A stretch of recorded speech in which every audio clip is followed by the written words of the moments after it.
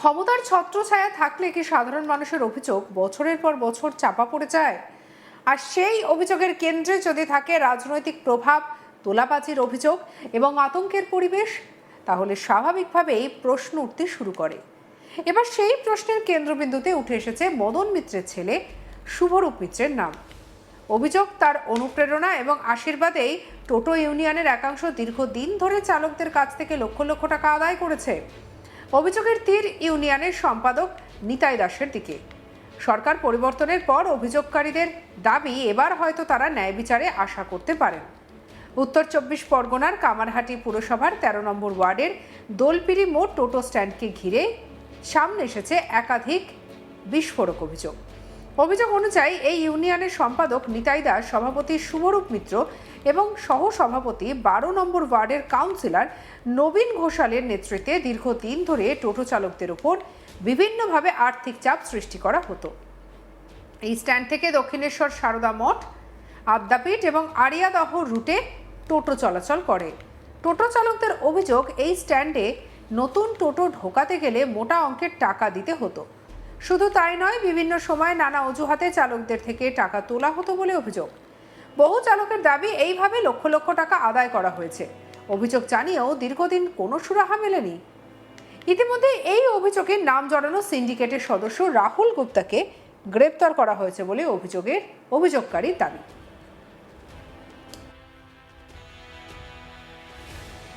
তবে তাদের অভিযোগ, মূল অভিযুক্তদের বিরুদ্ধে এখনো পর্যন্ত কোনো ব্যবস্থা নেওয়া হয়নি। ফলে অভিযুক্তদের বিরুদ্ধে দ্রুত তদন্ত এবং আইনি পদক্ষেপের দাবি আরও জোরালো হচ্ছে।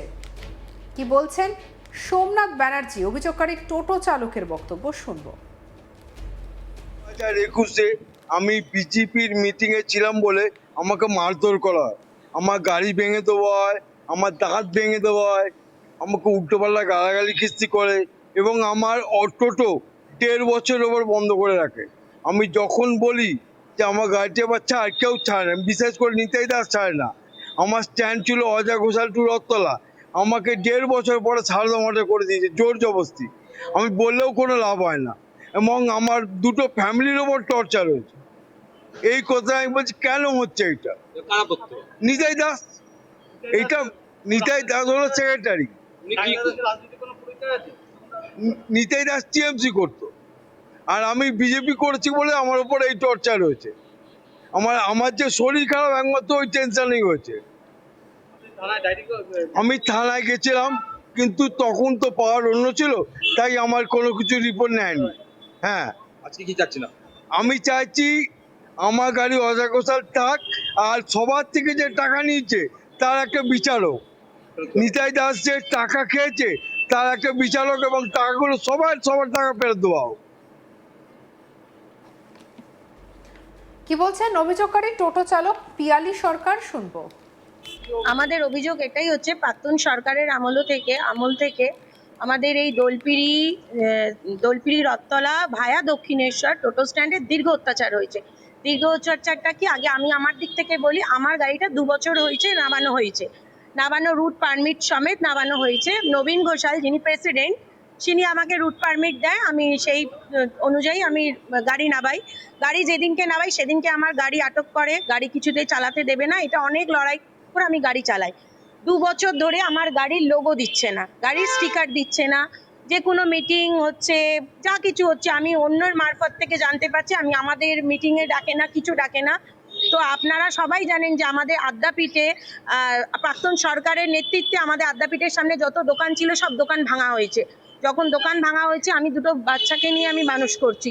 তো তখন আমি নিতাই দাস, যিনি আমাদের সেক্রেটারি, তার সাথে আমি যোগাযোগ করি যে নিতাই দা, আমার দোকানটা তো একটা ছিল, একটা উপার্জন রোজগার, সেই রোজগারটা আমার বন্ধ হয়ে গেছে। তো আমার এখন একটাই আশ্রয়, সেটা হচ্ছে আমার টোটো। তো সব জায়গাতে দেখছি মহিলা টোটো চালাচ্ছে, তো আমি টোটো চালাবো।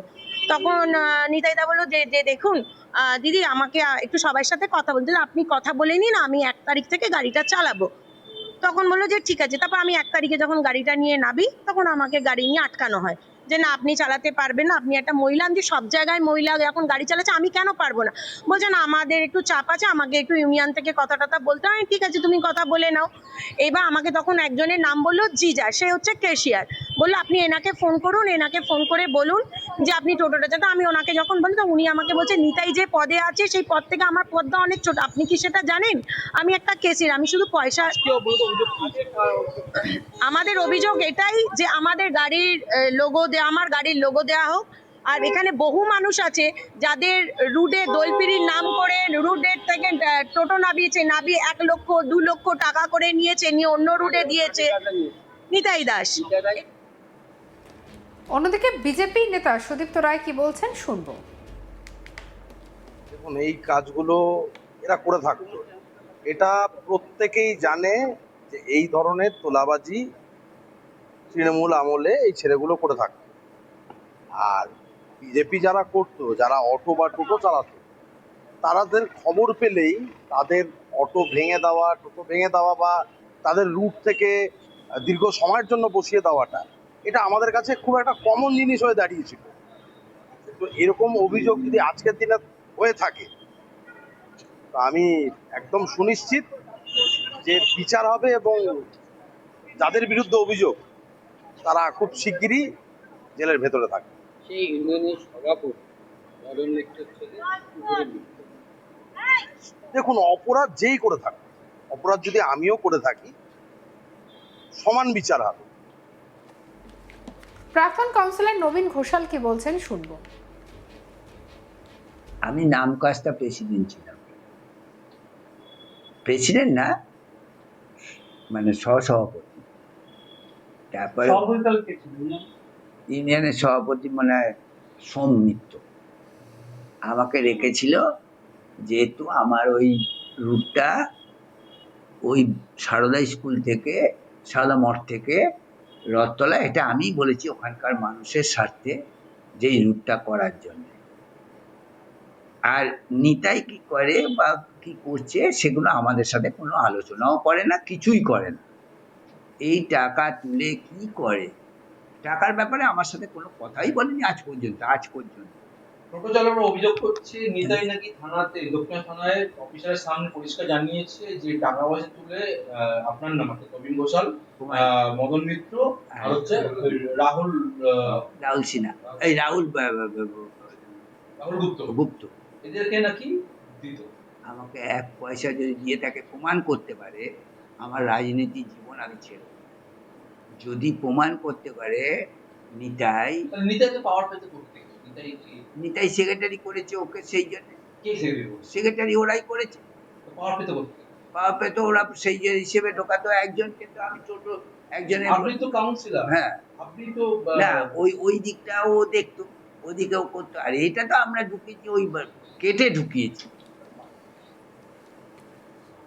সঙ্গে রাখুন আজ তাক বাংলাকে সাবস্ক্রাইব করতে ভুলবেন না।